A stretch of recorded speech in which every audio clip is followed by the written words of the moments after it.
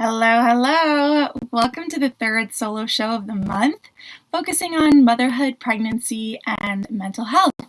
Today I'm going to be sharing what comes to mind following my conversation with Melissa Fairhurst on the realities of motherhood and setting up expectations. Melissa poses a question to her groups. What's something you wish someone would have prepared you for before having kids?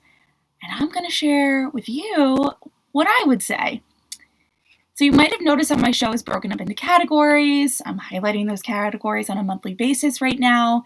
And I love when they organically come into play, as they will here. So for each category of my show, I'm going to share what I wish someone would have prepared me for before the birth of my children. So let's start with marriage, mainly because Melissa and I talked a little bit about it on the show. I said on the episode, and I'll say it again here, no matter how strong your marriage or your relationship is prior to kids, it will change. It will change once you bring life into the world, no doubt about it. And it will change again and again with each new life that you bring into the world, and even potentially within each phase of all those little lives' development with these kids and how that changes your parenting and your relationship and what you can and cannot do and how all the things, like even think about sleeping through the night. When your kids start sleeping through the night, that's going to change your marriage. It just absolutely will. So that's just a really easy, quick example. But anyway, you might have heard or experienced that new motherhood can be lonely, and some of why that is, I think, is because your partner, if you're in this very sort of typical heteronormative relationship, he'll be home with you all hands on deck for a week or two, and then typically he goes back to work and life while you are home breastfeeding and changing diapers. And don't get me wrong, there's so much beauty and joy and fulfillment in being the one to stay home, but there is a divide that happens in the relationship. Suddenly, you are in a position to coordinate when you want alone time. You got to run it by your partner when you want to take a shower or go see a friend. And while your partner may consult you on those things, he typically has more freedom to go about his life in a way that more closely resembles what his life was prior to having kids than the moms. I mean, I'm just shooting it straight. Eventually, you will figure out a rhythm that works for both of you, but like I said, then you'll have another baby, or then those babies will start school, and the whole schedule and flow changes again, and it's a constant adaptation and pivot over and over and over again. So what I wish someone would have told me is that your marriage is going to change. It's not, I don't mean that to say that it changes for the worse. It's just going to change, and communication, honesty, support, and grace are key. I really wish someone would have just said, your marriage is going to evolve time and time again throughout, particularly I would say the first 5 years of parenthood. So moving on to body. We all know how I feel about this, but I wish someone would have prepared me for what it would be like to not quote unquote bounce back. The pressure I put on myself to bounce back, the ways we are encouraged to multitask and push through all the hard just to look a certain way. I fully expected to do it. I fully expected to pressure myself and hate myself into bouncing back, and I was not prepared at all to not succeed. If you've followed along for a while, I'm on a whole food and body journey, and I'm grateful for it. I'm learning about my body, about diet culture, about how pretty tricky my relationships with food and my body are, but I never even considered it a possibility. I never considered it to be a possibility that I wouldn't bounce back. I basically thought I won't let myself not look how I used to look. And really, there are aspects of that I just don't have that much control over. The hormones, the chaos, the pandemic, the stress, the therapy, it's all impacted me in a way that I never could have expected. And I think we could be doing a better job at preparing moms for anything when it comes to their bodies, particularly postpartum. So moving on to ambition. So I thought that I could work from home with kids, and I succeeded in doing that for some time with one child when she was able to be kind of like in a playpen and pretty happy to be there. But I was in for a very rude awakening when she started to move around and have a voice and, kind of trying to work from home with her present became so challenging. I never felt like I could be fully in with 2 feet with her or in with 2 feet with my work. And that was a learning curve and a whole set of like experiences that I did not expect. And certainly when I had a second, trying to work from home with a toddler and a newborn was darn near impossible. And, I know that being a mom has the potential to change your ambitious goals and your outlook, right? Like I've heard from so many women that thought, gosh, the things I used to stress about in my job as soon as I became a mom just stopped mattering as much, and maybe you've pivoted your whole career and whatnot. But I think it's the type of thing what I'm getting at is that you don't know how it's going to be for you until you're in it. And so what I wish someone had told me was whatever your plan is when it comes to work and, your ambitions and your goals, be open to that plan actually not being right for you. And know that you might not know that until you've been doing it for some time. I left my corporate job as soon as I had my first kid. Like I said, I tried to work from home. And I still believe it was the right choice to leave that job. But I do look back and know that there was a part of me that felt like, okay, I've made this choice, and this is the choice I'm in now. And so make a plan, but make a plan B. What if you think you want to leave your job, you're full-time stay-at-home mom, and a couple months into it, you're like, well, this is not for me. Have a plan. Talk to your partner about it ahead of time. Say, we're going to make it a trial period maybe, or vice versa. You plan to go back to work, but you're just really unhappy and you want to be home.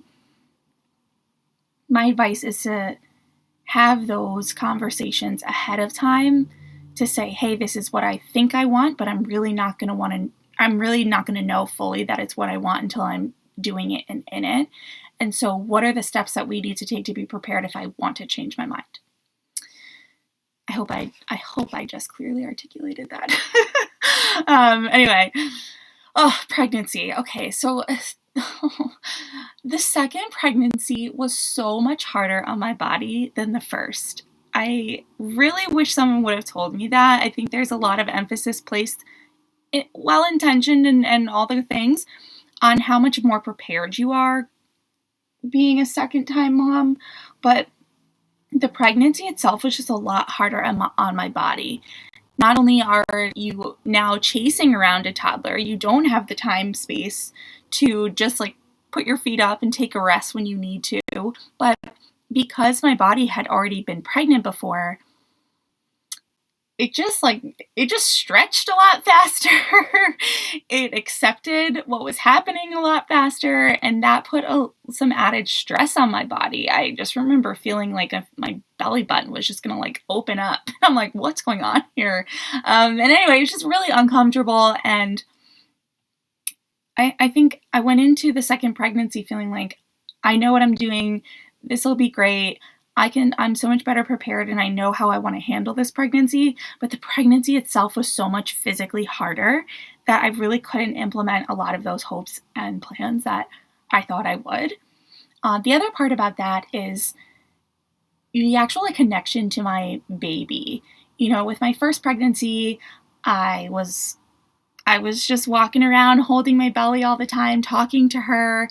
My whole focus was this little baby in my belly. And the second pregnancy, with my daughter already out there in the world running around, I had some guilt about not feeling as connected to my son and not feeling as connected to the second pregnancy, just because I was so, involved in the baby I already had. And I wish someone had talked to me a little bit more about that too, and just know that that's okay, that's normal, that the 5 minutes here or there that you find to connect with your baby, even if it's just right before bed, is enough. And, I also want to say that those first few weeks after my second was born were really hard emotionally. I felt really disconnected then from my first baby. My support system that I had around me for the first week or so before the pandemic sent everybody away. But even my husband, he would often take my toddler, to lunch or outside or just downstairs to play so I could nurse the baby and take a nap and rest or shower. And it was so helpful and so necessary, and it was the best thing for her. But I felt so disconnected from her and so guilty about it, and just I really felt like my heart was like ripping into, and the only thing that really healed that was those moments where I saw them together, and the moments where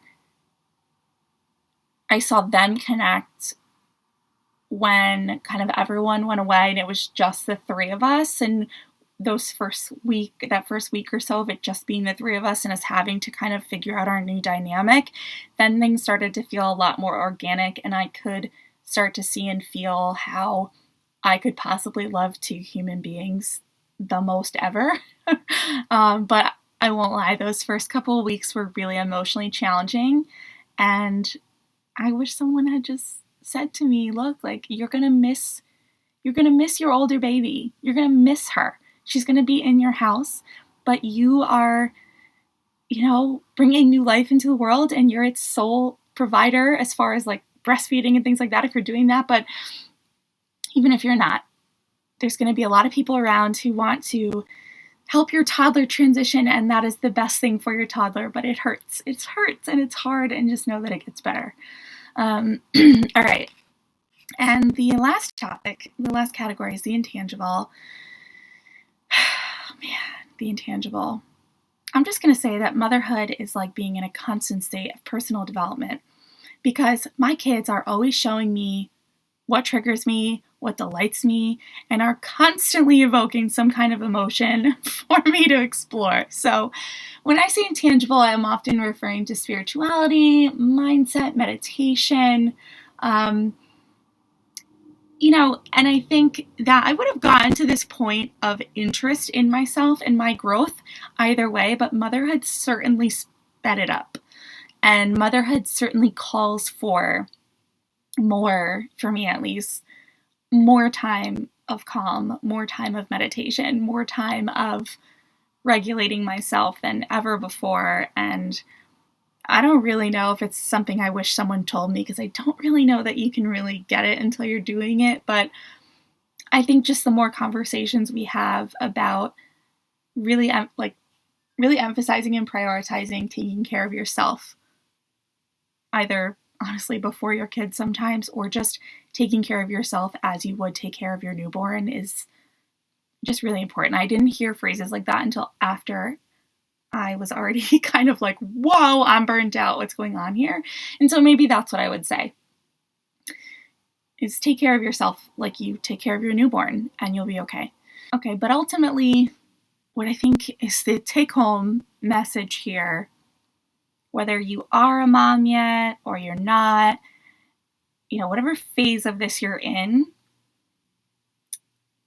no matter what anyone says, and no matter how many books you read, what I'd love to say to you most about motherhood is that you have to expect the unexpected. You can prepare all you want. You can read all the books, like I said. You can listen to this podcast episode. But your motherhood journey is going to be so unique to you. You might be the type of person that thinks motherhood's going to look a certain way for you, feel a certain way for you, and you might realize that to be 100% true. You might realize that to be 100% true for your first baby, and bringing in your second baby brings in all new feelings. You might have an opposite experience. You might anything.